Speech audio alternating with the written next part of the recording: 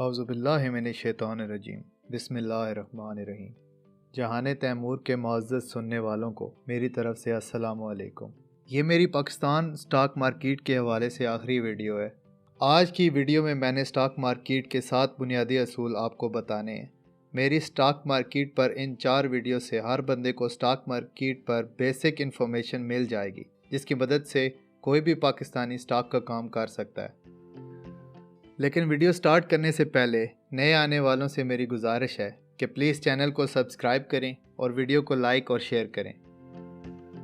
इस वीडियो में मैं आपको पोर्टफोलियो बनाने का तरीका और स्टॉक मार्केट में इन्वेस्ट करने के असूलों के बारे में डिटेल से ब्रीफ करने की कोशिश करूंगा।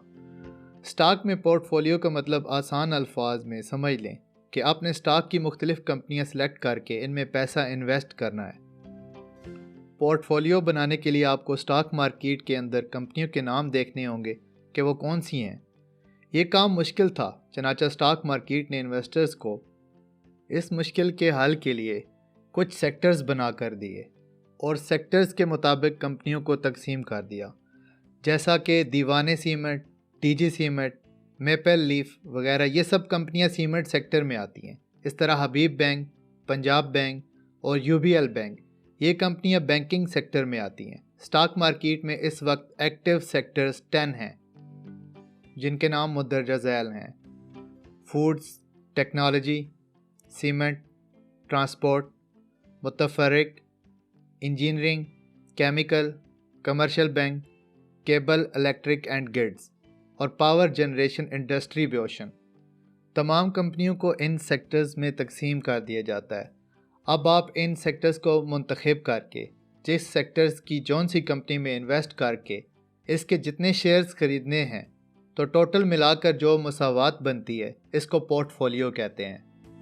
मिसाल के तौर पर मैं 4 सेक्टर्स की कंपनियों के कुछ शेयर्स खरीदता हूँ, तो मेरी टोटल ख़रीदे हुए शेयर मिलकर पोर्टफोलियो कहलाएंगे। अब चलते हैं स्टॉक मार्केट के 7 असूलों की तरफ। सबसे पहला असूल स्टॉक मार्केट में पैसा इन्वेस्ट करने का ये है कि आपने अपना मजबूत किस्म का पोर्टफोलियो बनाना है। पोर्टफोलियो बनाने के लिए आपने अपनी टोटल इन्वेस्टमेंट को 4 से 5 हिस्सों में तकसीम करना है।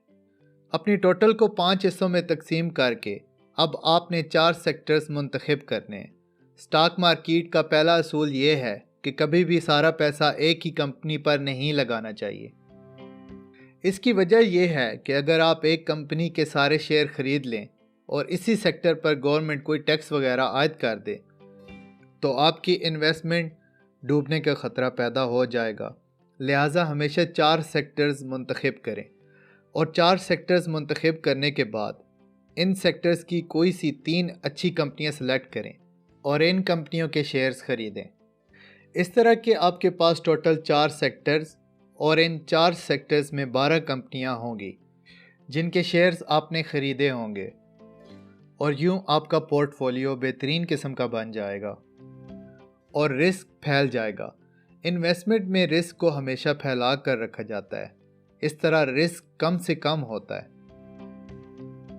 स्टॉक का दूसरा असूल स्टॉक का दूसरा असूल ये है कि आपको शुरू में बताया कि आपने अपनी रकम को 5 हिस्सों में तकसीम करना है। 4 हिस्सों को तो आपने 4 मुख्तलिफ सेक्टर्स में इस्तेमाल करके इसके शेयर ख़रीद लिए, लेकिन रकम का एक हिस्सा आपने कैश की सूरत में बचा कर रखना होता है और इसको स्टॉक वाले अकाउंट में ही रखना होता है, क्योंकि इसकी कभी भी ज़रूरत पड़ सकती है। स्टॉक का तीसरा असूल ये है कि जब भी आप शेयर ख़रीदें तो कभी इकट्ठे शेयर मत ख़रीदें, बल्कि थोड़े थोड़े करके ख़रीदें। मसलन आपने सीमेंट सेक्टर सेलेक्ट किया और सीमेंट सेक्टर की एक कंपनी दीवाने सीमेंट सेलेक्ट की, तो जिस वक्त आप शेयर्स ख़रीदना चाह रहे हैं, इस वक्त शेयर की कीमत अपने लो रेट पर है, लेकिन हो सकता है वो लो रेट थोड़ा और ऊपर नीचे हो। ये इशारिया में ही होता है। तो अगर आपने 500 के हिसाब से शेयर ख़रीदे होंगे, तो दिन के आखिर में आपके टोटल ख़रीदे हुए शेयर्स से आपकी शेयर्स की रकम एवरेज आउट हो जाएगी। मसलन सुबह 10 बजे शेयर की कीमत 12.5 थी, आपने 500 शेयर्स ख़रीद लिए। अब 11 बजे शेयर्स की कीमत 12.4 हो जाए तो 1000 शेयर्स इस वक्त ख़रीद लिए और 12 बजे फिर शेयर की कीमत 12.5 हो गई तो इस वक्त 1000 और ख़रीद लिए। आपने यूं टोटल 2500 शेयर ख़रीदे और एक रेट पर नहीं ख़रीदे, लिहाजा आपका एवरेज रेट 12.45 है। इसको एवरेज आउट कहते हैं। स्टॉक का चौथा असूल। स्टॉक का चौथा बुनियादी असूल यह है कि कभी भी टेंशन नहीं लेनी और जल्दबाजी नहीं करनी। याद रखें, स्टॉक मार्केट में लगाया हुआ पैसा कभी भी डूब नहीं सकता अगर आपके अंदर सब्र और हौसला मौजूद है। क्योंकि अगर आपने कोई शेयर महंगा ख़रीद भी लिया तो याद रखिए वो शेयर दोबारा अपनी कीमत पर वापस ज़रूर पहुंचेगा, लेकिन हो सकता है इसको 4 या 5 महीने लग जाएं, लेकिन आपका पैसा रिकवर ज़रूर होगा। मिसाल के तौर पर मैंने एक शेयर जनवरी की 1 तारीख को 34.9 पर ख़रीदा। इस शेयर की कीमत 18 जनवरी तक कम होकर 20 रुपये तक चली गई। अब इसका मतलब ये हुआ कि मुझे पर शेयर 4 रुपये नुकसान हुआ, लेकिन मैंने जल्दबाजी नहीं की और सब्र किया। आज 30 तारीख को इस शेयर की कीमत 26.8 रुपये पर पहुंच चुकी है, लिहाजा मेरा पैसा रिकवर हो चुका है। कभी थोड़े इंतज़ार के बाद, कभी 2-4 महीने के इंतज़ार के बाद। स्टॉक का पांचवा असूल।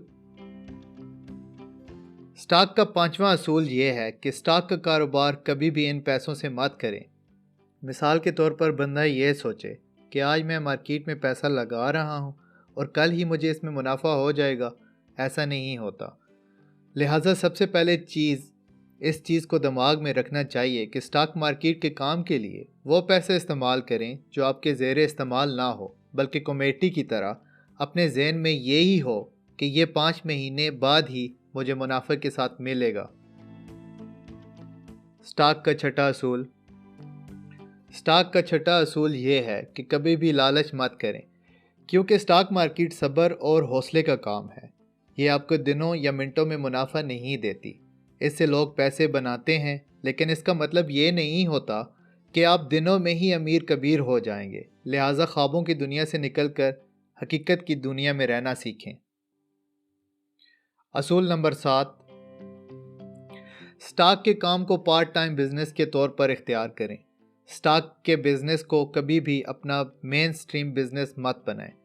आप अगर जॉब करते हैं तो आप अपनी जॉब के साथ दिन का आधा या 1 घंटा इसको दें तो काफ़ी है, लेकिन इसको कभी भी मेन स्ट्रीम बिजनेस के तौर पर इख्तियार मत करें। इसके बाद एक सवाल का जवाब। ब्लू चिप कंपनियां कौन सी होती हैं? तो इसका जवाब अर्ज़ है कि ब्लू चिप पोकर गेम की एक टर्म है। पोकर की गेम में 3 तरह की गोटियां होती हैं, ब्लू, रेड और वाइट। इन गोटियों में ब्लू गोटियां सबसे महंगी होती हैं। शुरू में स्टॉक मार्केट में जिन कंपनियों के शेयर बहुत महंगे होते थे, इनको ब्लू चिप कंपनियां कहा जाता था। बाद में ये तारीफ़ थोड़ी तब्दील होती गई और मॉडर्न तारीफ़ अब इसकी ये बनी, ऐसी कंपनियां जो कि रिलायबल कंपनियां हों और अपने इन्वेस्टर को डिविडेंड भी देती हों, ऐसी कंपनियां ब्लू चिप कंपनियां कहलाती हैं। इनकी लिस्ट और तफसील आपको स्टॉक मार्केट की वेबसाइट पर मिल जाएगी। उम्मीद करता हूँ आज की ये वीडियो आपको समझ आ गई होगी। मेरी मज़ीद वीडियोस को देखने के लिए मेरे चैनल को प्लीज़ सब्सक्राइब करें और अपना बहुत ख्याल रखिएगा। अल्लाह हाफिज़। लाइक करें अगर वीडियो आपको पसंद आई है तो, सब्सक्राइब करें ताकि हम मज़ीद वीडियोस आपके लिए लाते रहें, शेयर करें ताकि मज़ीद लोगों को इस वीडियो से फ़ायदा हो। एंड आखिर में अपना ख्याल रखिएगा। Thank you so much for you all.